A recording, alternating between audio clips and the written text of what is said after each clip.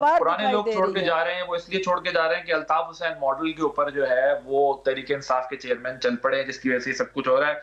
Other साहब जरा quickly मुझे बताइएगा, फरूक हबीब साहब कोई रिवायती सियासतदान नहीं है, और जो जिस तरह का आज प्रेस कॉन्फ्रेंस करके वो छोड़कर चले गए हैं, आगे इलेक्शन अगर होता है तो जो स्टॉलवर्ड्स हैं, जो पुराने प्लेयर्स हैं तहरीक इंसाफ के, वो उसको इस तरीके से छोड़ के जा रहे हैं, तो नए लोगों के लिए कितना कोई स्पेस होगा, कोई रहनुमा टिकट लेने के लिए आगे नजर भी आएगा पुरानों में से? जिस तरह ये जा रहे हैं और जो कुछ आज हुआ है, इसको किस तरह देखते हैं?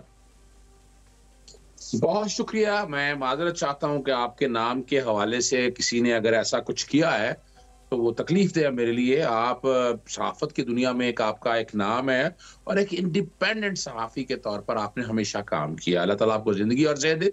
आते हैं इस बात थैंक यू। की तरफ। देखिए, लगे हाथ क्या मुश्किल काम था, एक कुरान मजीद भी साथ रख लेते।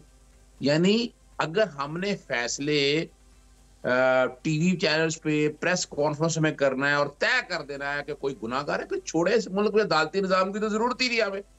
हम ये जो बैठे देखे ना, एक तारीखी तौर पर बात बताने लगा हूं कि जब शहादतें नहीं होती, एविडेंस नहीं होती, तो फिर ये आपको पता है वादा माफ गवाह आया करते हैं। और तारीखी तौर पर एक वादा माफ गवाह जुल्फकार अली भुट्टो साहब के केस में भी आया था और कौम आज तक उसको अदालती कत्ल कहती है। ये तारीखी बातें हैं। मैं इन अब बड़ी सिंपल सी बात है, यानी हम इन बातों में यानी कुरान मजीद के सामने इस बयान की हैसियत ही कोई नहीं है। ये जमीन बोस है, अच्छा नहीं लगता। अच्छा एक दोस्त है हमारा और सबक सीखना चाहिए इन्हें। सनम जावेद जैसी, डॉक्टर यास्मीन राशिद जैसे, एजाज चौधरी जैसे लोगों से, महमूद रशीद जैसे लोगों से, कि जो इतनी तकलीफ के बावजूद भी पहले बेनिफिट ऑफ डाउट में देता, लेकिन जिस तरह की गुफ्तगू की वो बहुत यार। और जो हजरत मौला अली रजी अल्लाह ताला अन्हु आपका फरमान है, जिस पे एहसान करो उसके शर से बचो। तो ये कोई मुश्किल बात नहीं है। ये एक सिस्टमेटिक चीज समझ में आ गई है। लगे हाथ हम सब जो यहाँ बैठे हैं एक तकाजा कर लेते हैं। हम तो तकाजा करते हैं कि जुडिशल कमीशन बना देना।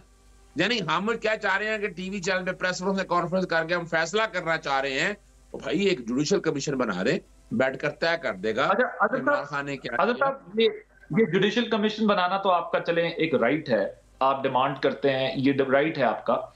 लेकिन मुझे ये बताएं कि ये जो विकटें गिराने का कल्चर था कि जी विकटें गिरा दी, प्रेस कॉन्फ्रेंसेस होती थी 2017 में, 18 में, और मजीद विकटें गिरा दी। हम सब जानते हैं कि ये विकटें किस तरह गिराई जाती थी, ये विकटें कौन गिराता था, ये विकटें किस तरह गिरती थी, और ये तमाम चीजें पाकिस्तान की तारीख में किस तरह होती रही है। लेकिन उस वक्त उसको सेलिब्रेट किया गया, एक बात।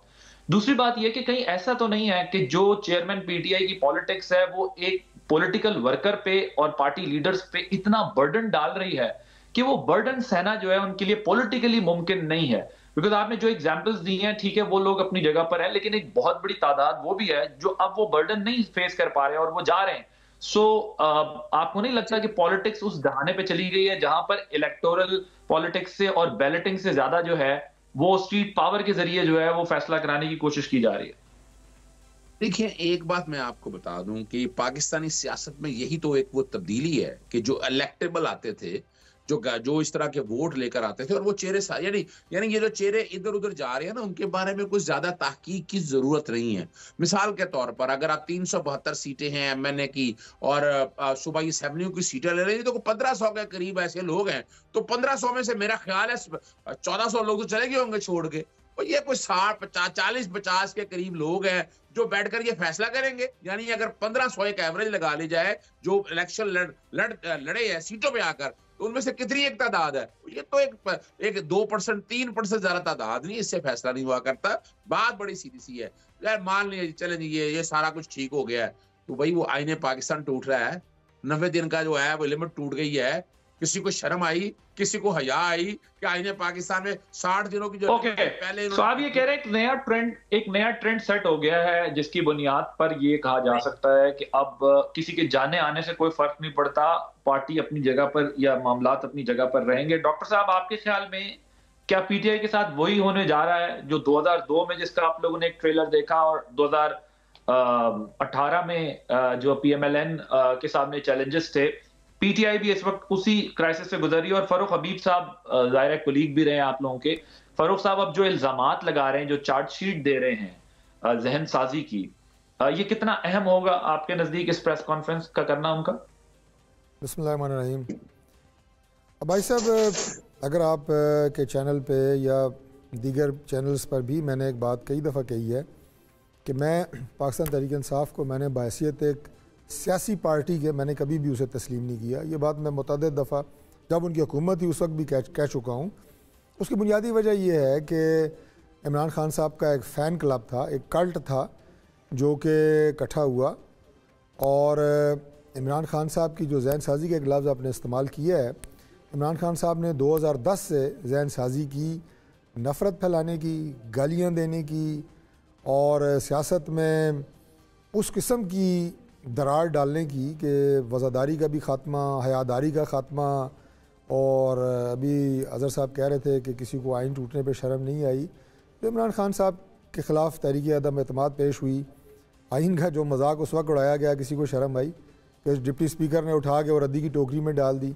एक आइनी यानी आप ये कहें कि वो मोशन थी नो कॉन्फिडेंस की। बहुत सारी और मिसालें हैं। मुख्तसर ये कि जिस गवर्नमेंट में इमरान खान साहब की मिसाल दे रहा हूँ, जो प्रमोशन है कैबिनेट का मेंबर बनाने की, या अगर कैबिनेट का मेंबर हैं तो उससे ऊपर प्रमोट करने की, उसकी बुनियाद जो है ज़बान दराजी हो, बदतमीज़ी हो, गालियाँ हो, तो आप कैसे उसे एक सियासी जमात कह सकते हैं? ये मेरी आज की बात नहीं है। ये जिस दौर में इमरान खान साहब की गवर्नमेंट मौजूद थी, यही अल्फाज मेरे उस वक्त भी होते थे कि इनकी कैबिनेट में प्रमोशन का मेयार कारकर्दगी नहीं है, अपनी वजारत को अच्छे तरीके से रन करना नहीं है, बल्कि आपने दूसरों को गालियाँ कैसे दी हैं, किसी के गिरबान पे हाथ कैसे डाला है, असम्बली में किसी की आपने पगड़ी कैसे उछाली है, ये बुनियाद होती थी। इमरान खान साहब महकमों के, वजारतों के अपने इंटरव्यूज़ ले ना लें, उनका जायज़ा ले ना लें, वो एंकर अपने जो उनके स्पोक्स पर्सनस होते थे, स्पोक्स पर्सनस, उनकी हफ्तावार मीटिंग ज़रूर करते थे। डॉक्टर साहबा से पूछें, बैठी हैं, और अगर कोई शाइस्ता ज़बान इस्तेमाल करता था तो उसकी बाज़ पुरस होती थी, और अगर कोई ज़बान दराजी करता था तो उसे शाबाश मिलती थी। ये कल्चर उन्होंने फ़रोग़ दिया, जिसका जो इख्तितामी सीन था वो 9 मई की शक्ल में हुआ।